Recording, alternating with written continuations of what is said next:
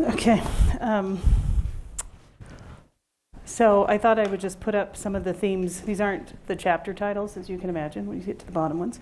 But some of the themes from my volume on Redeeming the Dead. I read through the Doctrine and Covenants kind of quickly, twice in a row, when I first joined the group, and was struck by how much Redeeming the Dead appears in various pieces throughout. And so I drew themes principally from section 124 and 128, of course, but from other places in the Doctrine and Covenants. So I'm just going to hit a couple of those spots. In fact, for a book that's supposed to be about the dead, I spend most of the book talking about the living, and particularly what the living have to do with the dead. I tell my students here at BYU in family history, the Hippocratic Oath of family history is first, do no harm to the living, and second, do no harm to the dead. So section 128 has the famous line you've all heard, that the earth would be smitten with a curse unless there was a welding link of some kind between the generations and between the living and the dead. Joseph Smith called baptism for the dead that welding link. And so the beginning of the volume talks about how that welding link is built into the plan of salvation. That in section 128, our heavenly parents instituted baptism for the dead before any of us had died. It says in that section that it was instituted before the foundation of the world. So before anybody had died, before anybody had been born, and apparently, in my reading of section 128, before baptism for the dead was instituted, or before the living was instituted, because baptism for the living is described as being something that's supposed to remind us of baptism for the dead. The verse about the welding link between us, Joseph Smith calls the most glorious of all subjects belonging to the restored gospel. Because embedded in that is the idea of the offer of universal salvation, that everybody is susceptible, maybe is a better word, everybody has the chance at salvation, whether they live in a time when they have access or not, and whatever the limitations are on their actions or their choices in mortality. So this colors all the other teachings on baptisms for the dead and the Doctrine and Covenants. Record keeping, what one scholar called Joseph Smith found eternity in a ledger. That if you think about those sections, the 120s, kind of going on and on about how important a witness is and how it has to be recorded in a certain way. And there's this language about giving to God a book worthy of all acceptation on the altars of the temple kind of imagery. So that record becomes the record we create of humanity, in place of the record we have generated of all the vicious and wicked things we do to each other. That instead we can ask God to replace or wipe away the cruelty we've done to each other that is recorded in all the history of the earth, and replace it with a book worthy of acceptation that is about heart-turning.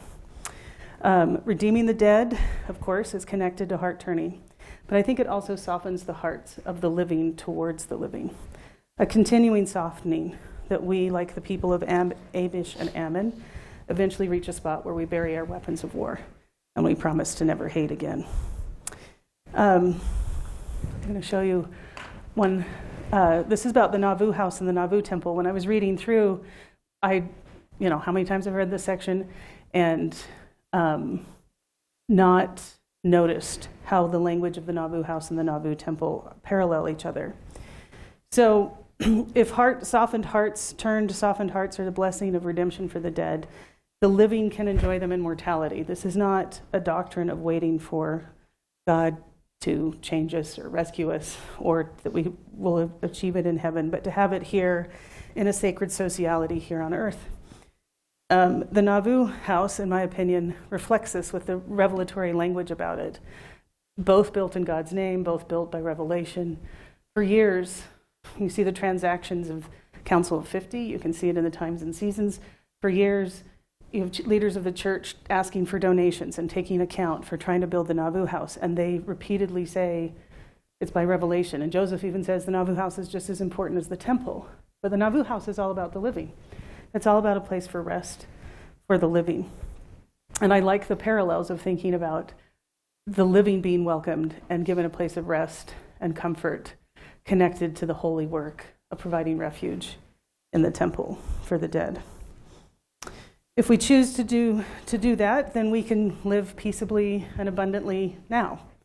All of the versions of the Malachi prophecy about generational heart turning, and there are versions of that Malachi prophecy in every standard work and in multiple places in most standard works, emphasize that if this work is not done, the earth will be cursed or wasted. I don't think that's God coming down and laying waste because we were selfish. I think we create a wasteland by our selfishness ourselves. We decide whether our relationships to each other and to the earth, where all of our sisters and brothers have or ever will live, is devoured by consumption, waste, or greed, or whether it's an abundant world echoing with joyous shouts of all creation, from section 128. So we get to choose. That's my choose your own adventure. Is this going to be a wasteland, or is this going to be Zion?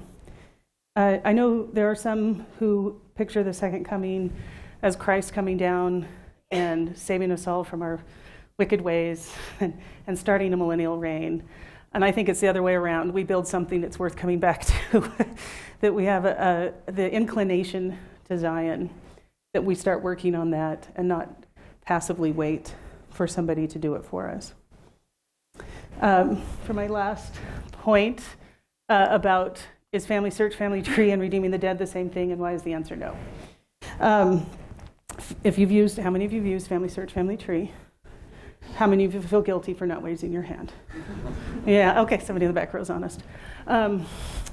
Family Search, Family Tree, and Redeeming the Dead are not the same thing. Genealogical tasks and skills. You notice in Redemption of the Dead and Baptism for the Dead, I have not talked about genealogy because it's not in the Doctrine and Covenants. That's a revelation in 1894 to Wilford Woodruff. That's why we have a genealogical project in the church. That's not Joseph Smith. That's later. Because the early baptisms for the dead were for the people you knew, your friends, your family. George Washington. But mostly your friends, your family, people you knew. And yes, there were people who did genealogical research and cared a lot about it. Wilford always did. Orson Pratt always did. They're the only two people talking about it in General Conference until the 1890s, until you see other speakers after the revelation to Wilford Woodruff. Which, if there's anybody in this room who has any connection to anybody that talks about the canonization, I think Wilford Woodruff's 1894 revelation should be section 139. Actually, it should be 138 because it comes before Joseph F. Smith's revelation, but it's why we spend all the money and time we do on genealogy in the church. So can I get you to be honest? How many have ever felt guilty when the church topic is about family history or genealogy? All right, there you go. That's why I don't talk about it at the beginning. So the tasks, that feeling of onerous guilt or responsibility, has nothing to do with redeeming the dead. The skills we teach in the family history program, how to properly use search parameters, how to do evidence analysis, how to read 17th century German, that's not redeeming the dead. They are not theology, they are tools. They do not cause heart turning. They have no power to redeem, save, or transform. Family Search, Family Tree is a website. It's a web-based database. Genealogical and tasks are tasks. And genealogical skills are skills. We put too much on them when we think engaging in those tasks or skills are religious, theologically grounded duty. Instead, it's the heart turning.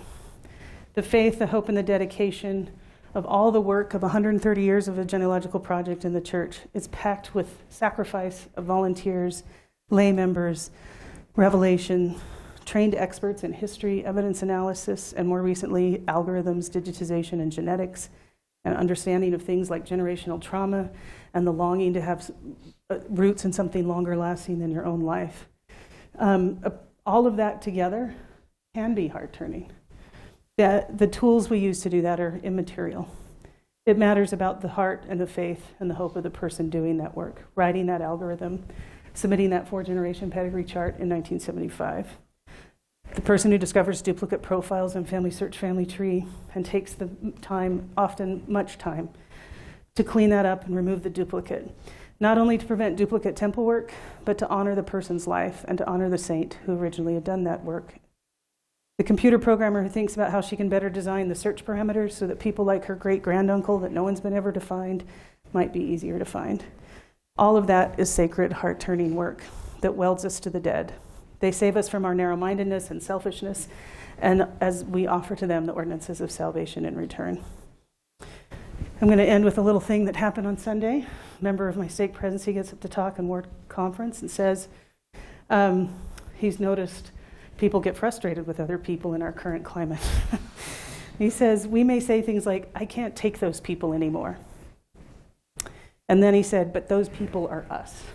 Those people are the people Christ wants you to know. I agree with this statement.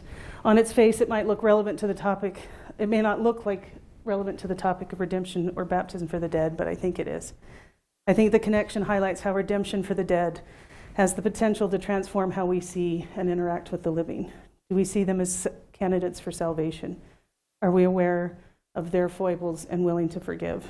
How could that transform our society and even redeem us from its corrupt and cruel present?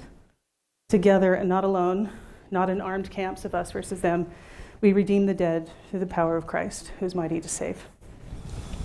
Thanks.